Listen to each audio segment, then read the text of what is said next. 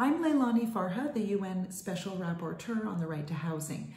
I'm sorry I'm unable to be with you in Abu Dhabi, but I'm in New Zealand on my final country visit as Rapporteur, and of course I can't be two places at once.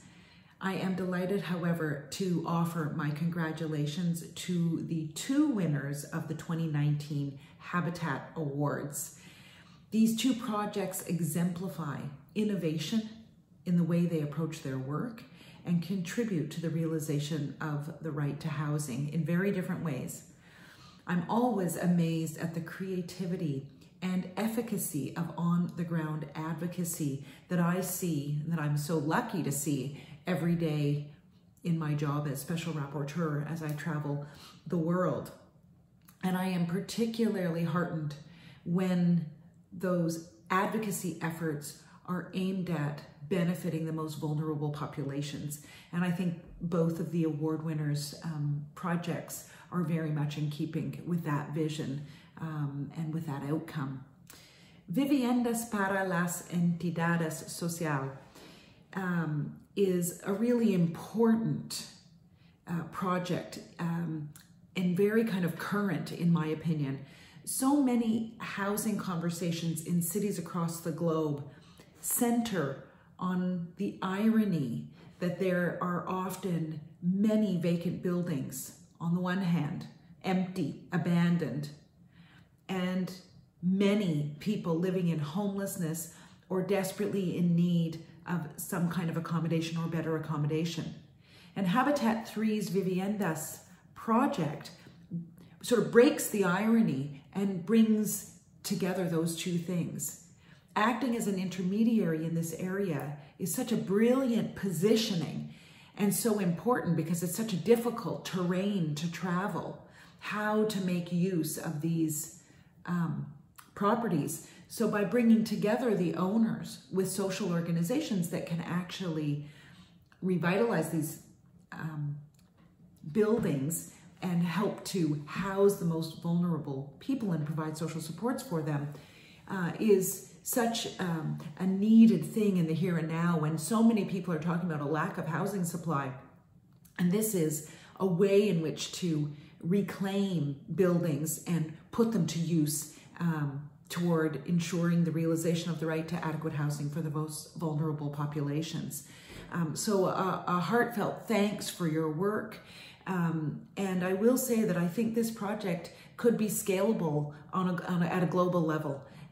I certainly will take this project with me to other places I visit and talk about it because I think it makes such a valuable and important contribution right now.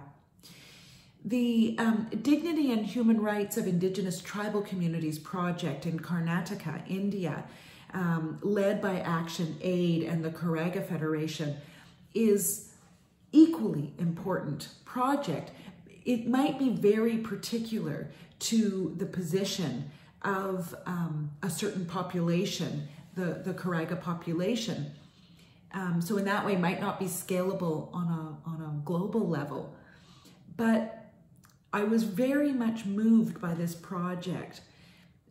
You have a group of indigenous peoples, tribal peoples, who are discriminated against in the worst way, manifesting in the worst way, really treated as subhuman.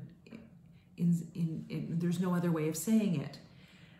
And the project recognized and recognizes that one way to address discrimination is to provide access to housing and land, secure housing and land, so that the population can become self-sufficient and not reliant on another part of the population that may very well discriminate against them and have discriminatory stereotypes about them. And that's such a beautiful understanding of the interconnectedness of different rights, a realization that discrimination can be addressed. So, the right to equality and non-discrimination can be achieved through the right to housing, the right to health and social security. This project just really moved me. I'm very happy to congratulate the awardees.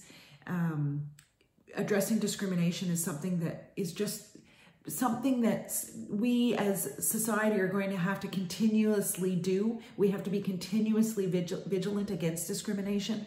It keeps popping up no matter the lessons learned, no matter what we know from history. So again, I applaud your efforts, and you've affected so positively thousands and thousands of people. So congratulations. So I leave my comments there. And again, just, thank you for your work. This is such important work toward the realization of the right to housing. I think we're all in this together. I think we need to shift the conversation back toward the right to housing, and that's exactly what you're doing through your actions. So again, thank you so much.